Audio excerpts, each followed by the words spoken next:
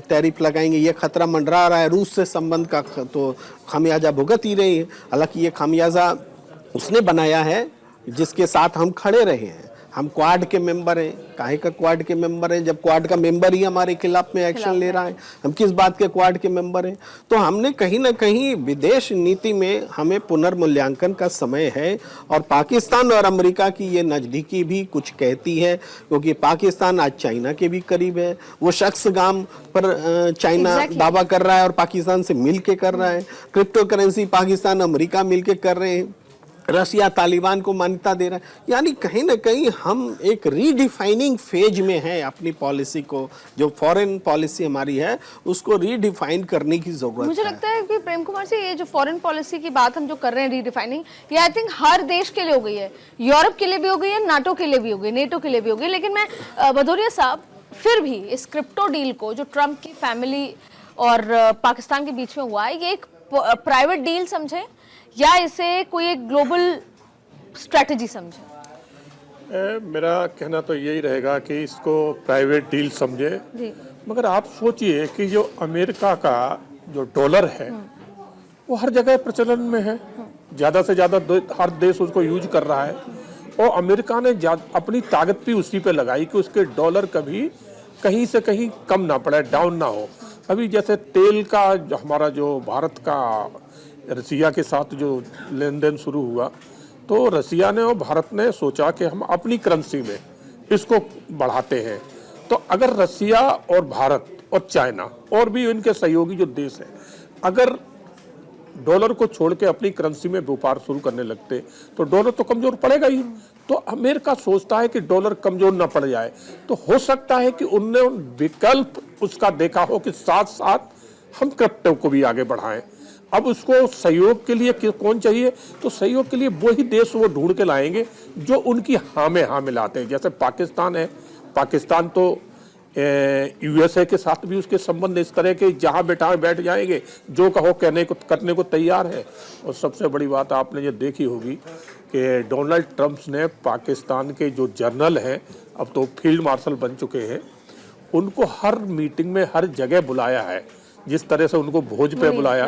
तो ये चीजें बड़ी विचारनी बन जाती है कि ना तो वो पॉलिटिकल है ना कुछ है, मगर जनरल को एक बहुत बड़े देश का जिसका जो है ना वर्ल्ड में दबदबा है, और वो एक आर्मी के जनरल को बुला के भोज दे रहा है। और भी कोई अगर चर्चा मीटिंग हो रही है, कोई बात चर्चा चल रही है और उसमें जनरल आके बैठ रहा है, तो ये सोचने वाली बात है कि निगाह कहीं और है। अब चाइना है, चाइना भी पाकिस्तान के साथ उतना ही जड़ा है, दोनों के अपने अपने हित जुड़े हुए हैं।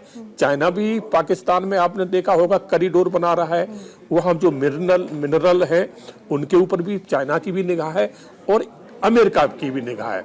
दूसरा, अमेरिका एक चीज और सोचता है कि भविष्य में कभी चाइना से अगर वार लगता है तो उसके लिए एक नजदीकी एयरबेस चाहिए।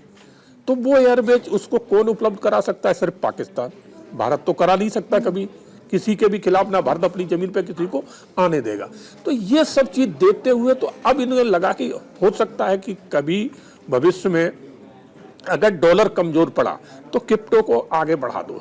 दूसरा, जो आतंकवादी संगठन है उनको भी फंडिंग यूएसए से काफी, ये जितनी पाकिस्तान को हो रही है, पहले अफगानिस्तान के जो भी तालिबान थे उनको भी होती थी, अब वो सरकार बना चुके हैं, अपने देश के मुखिया बन चुके हैं। तो ये जो है ना क्रिप्टो का पूरा यूज ऐसे संगठनों को जो पैसा भेजा जाएगा उसमें यूज होगा। और दूसरे, मैं समझना चाह रही हूँ, आपसे इस पे चाहूंगी, हम जब कहते हैं कि इकोनॉमी का आदान प्रदान, जैसे पैसों का आदान प्रदान कहें, कोई भी देश की इकोनॉमी स्ट्रॉन्ग तब होती है, जैसे क्रिप्टो है वो सिर्फ अमेरिका डील करता है, दूसरे देश तो डील नहीं करते।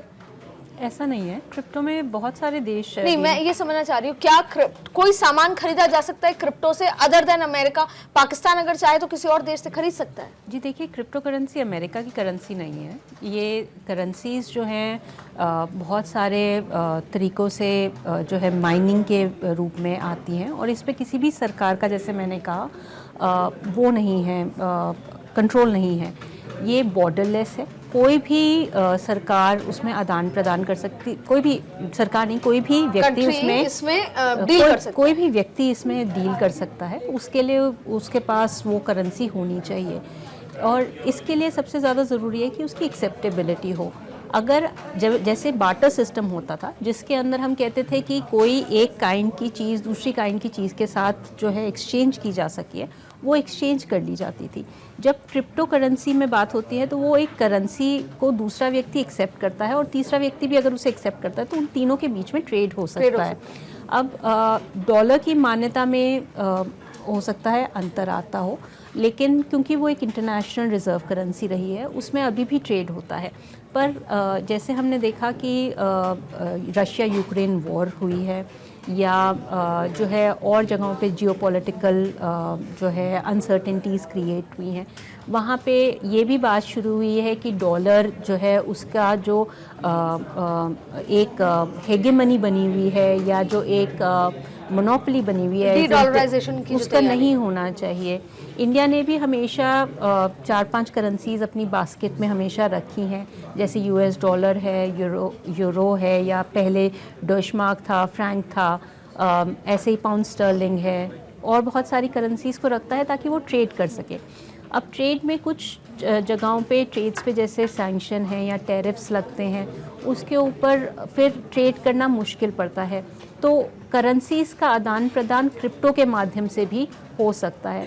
अगर किसी चीज़ को मान्यता दी जाती है एक्सचेंज के लिए, वो ज़रूरी बात है ये देखना कि वो इनफॉर्मल इकोनॉमीज़ में कैसे ट्रैवल करेगी, क्योंकि इनफॉर्मल इकोनॉमीज़ में जो ट्रैवल होता है वो हो सकता है मेन करेंसी का ना हो करके दूसरी करेंसीज़ का हो रहा हो, जिससे जो ट्रेड है वो लीगलाइज भी हो सकती है, नॉन लीगल भी हो सकती है, और इनफॉर्मल भी हो सकती है। तीनों चीज़ें हो सकती है, ज़रूरी नहीं है कि इलीगल ही हो, इनफॉर्मल भी हो सकती है।